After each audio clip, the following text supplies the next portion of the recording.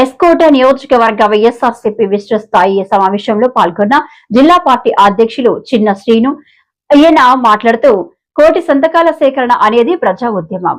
ఈ నెల 10వ తేదీన రాష్ట్ర వ్యాప్తంగా నియోజకవర్గ కేంద్రాల్లో కోటి సంతకాల సేకరణ పత్రాలు జిల్లా కేంద్రాలకు ప్రత్యేక వాహనాల ద్వారా తరలింపు జరుగుతుందని అన్నారు. పద్ధతి మార్చుకోవడం లేదని మండిపడ్డారు. దిశానిర్దేశం చేయడానికి ఈరోజు వచ్చాం. ఆ రోజు మరి సీఎంఆర్ జంక్షన్ లో రాజశేఖర రెడ్డి గారి విగ్రహం ఉంది, మీ అందరికీ తెలుసు. ఎప్పుడు కూడా మన సీఎంఆర్ జంక్షన్ లో మన కంటోన్మెంట్ దగ్గర సీఎంఆర్ జంక్షన్ దగ్గర ఆ రైల్వే స్టేషన్ రోడ్ లో ఉండే ఎన్సీఎస్ వెంకటేశ్వర మహల్ దగ్గర జంక్షన్ లో అక్కడ మొదలై మరి పెద్ద ఎత్తున ర్యాలీని మీ అందరూ మనందరం కూడా అక్కడ 7 నియోజకవర్గాల నుంచి వచ్చిన వైఎస్ఆర్ పార్టీ నాయకులు కార్యకర్తలు పెద్ద ఎత్తున ఎవరైతే దీంట్లో భాగస్వాములు అవుతారో, ఎవరైతే ప్రైవేటీకరణ వ్యతిరేకిస్తారో వాళ్ళందరూ కూడా అక్కడికి వచ్చి అక్కడ నుంచి మనం ర్యాలీగా మొదలు పెట్టుకుని ఏదైతే ఈ జిల్లా నుంచి వచ్చిన ఈ 7 నియోజకవర్గం నుంచి వచ్చిన ఏవైతే కోటి సంతకాల కార్యక్రమంలో భాగంగా 7 నియోజకవర్గం నుంచి వచ్చిన బాక్సులన్నీ కలిపి ఇంకో వెహికల్ మీద పెట్టి ఆ వెహికల్ కూడా డిజైన్ పంపించారు. ఆ వెహికల్ అక్కడ పెట్టి ఆ వెహికల్ జెండా ఊపి మనందరం కూడా ర్యాలీగా మరి అక్కడ నుంచి కనికాపురం కోలి గంట స్తంభం మీదుగా మున్సిపల్ ఆఫీస్ వరకు ఒక పెద్ద ఎత్తున ర్యాలీ పెట్టుకుని అక్కడ ఒక బహిరంగ సమావేశాన్ని ఏర్పాటు చేసుకుని అక్కడ ప్రసంగించుకొని అక్కడ నుంచి మనం డిస్పర్స్ అయ్యే విధంగా ఈ కార్యక్రమాన్ని కార్యాచరణ చేశాం, దీన్ని రూపొందించాం.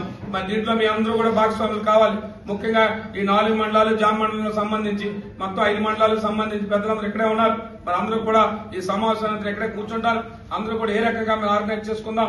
రేపు 15వ తారీఖు ఏ రకంగా మీరు అందరూ బయలుదేరుతారు. మీ నియోజకవర్గ ఇన్ఛార్జి గారి ఆధ్వర్యంలో రేపు పెద్ద ఎత్తున ఈ పౌర విమాన శాఖ మంత్రి మన ప్రాంత భాషి ఇవాళ ఉత్తరాంధ్ర బిడ్డలు మనం ఎంతగా గొప్పగా చెప్పుకున్నామో ఇవాళ ఆ రకంగా తలదించుకునే పరిస్థితి ఇవాళ వారు చేసినందుకు ఇవాళ మన తెలుగు వాళ్ళు అందరూ కూడా ముఖ్యంగా మన ఉత్తరాంధ్ర వాసులు అందరూ కూడా తలదించుకునే పరిస్థితి తీసుకొచ్చారు. దానికి కారణం ఇవాళంతా ప్రైవేట్ సంస్థల్లో పెట్టేశారు. మొత్తం పూర్తిగా వాళ్ళ ఆధీనంలోకి వెళ్ళిపోయారు. మీకు ఎగ్జాంపుల్ గా చెప్పాలి, తెలుసుకోవాలి మీ అందరూ కూడా. ఎందుకంటే మీరు మీ గ్రామాల్లో చెప్పడానికో లేదు మీ మండలాల్లో పత్రికా సమాచారం పెట్టినప్పుడు లేదు మీ నియోజకవర్గ స్థాయిలో పెట్టినప్పుడు చెప్పాలి. ఇవాళ డీజీసీఏ రూల్స్ ఇచ్చింది, ఒక రూల్స్ అండ్ గైడ్ లైన్స్ ఇచ్చింది. Director of general civil aviation వాళ్ళు 1 సంవత్సర కాలం ముందు ఇచ్చారు. మీరు వచ్చి శ్రమ దోపిడీ చేయకండి, పైలట్లకు అందరూ కూడా సమపాలన పాలించండి. వారి పని ఒత్తిడి పెరిగితే రేపు విమానాలు ప్రమాదాలు జరుగుతాయి, లేకపోతే క్రూ ఉన్న వాళ్ళకి అందరూ కూడా సమయపాలన పాటించాలని సంవత్సరం క్రితం ఇస్తే కనీసం దాని మీద పట్టించుకోలేదు వాళ్ళ సంస్థలు. వీళ్ళు మనకు చెప్పేదేంటి, వీళ్ళు మనకు డిక్టేట్ చేసేదేంటి అని చెప్పి కరెక్ట్ గా 7వ తారీఖు నుంచి ఇంప్లిమెంట్ చేయాలంటే మొత్తం అన్ని కూడా ముక్కలు వచ్చేసి పారేస్తారు. అంతే. ఎవరు ఎందుకు కూడా ఆదరణ సిబ్బంది నియమించుకోలేం, మాత్రం ఆదరణ సిబ్బంది అవ్వదు, మేము చేయలేం అని చెప్పేసి రాస్తారు. ఇవాళ కేంద్ర ప్రభుత్వం పరిస్థితి ఎలాంటి వచ్చిందంటే వాళ్ళు ఇచ్చిన ఏదైతే ఆదేశాలు అవి వెనక్కి తీసుకొని మళ్ళీ మేము వెనక్కి తీసుకుంటాం, మీరు నచ్చినట్టు దోచుకోండి. ఏముందుకంటే ఈ పాటికే జిల్లాలో రాష్ట్రాల్లో కూడా ఎక్కడ చూస్తే అక్కడ ఒత్తిడి పెరిగిపోతుంది కేంద్ర ప్రభుత్వం మీద, ఈ ప్రభుత్వాల మీద అని చెప్పి ఇవాళ వెనక్కి తీసుకునే పరిస్థితి. అంటే ప్రభుత్వం వాళ్ళు ప్రైవేట్ సంస్థలకి ప్రైవేట్ వాళ్ళు ఒక మాట చెప్తే చాలా మంది ఏంటంటే ప్రైవేట్ కి ఎంత క్వాలిటీ వచ్చేస్తుంది, లేదా ప్రైవేట్ వాడు ఎంత బాగా చేసేస్తాడు అని చెప్తే 2-3 మంది చెప్తారు దాన్ని బట్టి. ఎందుకంటే ఈ ప్రభుత్వంలో ఉన్న వాళ్ళందరూ కూడా ఇవాళ తెలుగుదేశం పార్టీ ముఖ్యమంత్రి గారి దగ్గర నుంచి వాళ్ళందరూ కూడా విమానాల్లో తిరిగి చాలా సొఫిస్టికేటెడ్ గా ఎప్పుడు టెక్నాలజీ గురించి మాట్లాడతారు తప్ప పేదవాడి గురించి గాని, పేదవాడి దిగువ మధ్యతరగతి కుటుంబీకులు గాని, వాళ్ళ తాలూకా బాగోగులు గాని, లేదా వాళ్ళ కుటుంబ పరిస్థితులు గాని వారు ఎప్పుడు కూడా గ్రహించరు.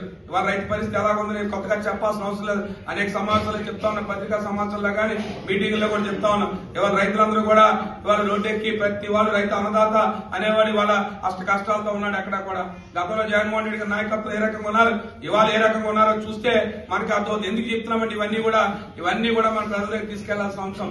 ఇవాళ ప్రతిపక్ష పార్టీగా ప్రజలకి ఇవాళ వాళ్ళకి ఏమంటారంటే మాకు అత్యధిక మెజార్టీ వచ్చింది, మమ్మల్ని ఎవడేం చేయలేరు అనే భావన ఉంది. కాబట్టి ప్రతిపక్ష పార్టీగా పేదవాడి గొంతుకే మన గొంతుకే, మధ్యతరగతి కుటుంబీకుడికి మన గొంతుకే ఇవాళ మనం గట్టిగా మాట్లాడే పరిస్థితి ఉండాలి. ఒక రాజకీయ పార్టీకి అవకాశం దొరుకుతుంది తప్ప సామాన్యులు ఎవరు కూడా మాట్లాడాలి ప్రభుత్వం మీద మాట్లాడితే వాళ్ళ మీద దాడి చేసే పరిస్థితి లేదు, వాళ్ళని ఇబ్బంది పెట్టే పరిస్థితి. కానీ ప్రతిపక్ష పార్టీగా మన మీద దాడి చేసినా ఇబ్బంది పెట్టినా మనం ధైర్యంగా ఎదుర్కొని పేదల పక్షాలు మనం నిలబడతాం. వైఎస్ఆర్ పార్టీ ఇప్పుడు పేదల పక్షాలు నిలబడతారని చెప్పడానికే ఇవాళ ప్రైవేటీకరణ మనం అడ్డుకుంటున్నామంటే ఇవాళ దేశం అంతా కూడా ఆంధ్రప్రదేశ్ చూస్తుంది.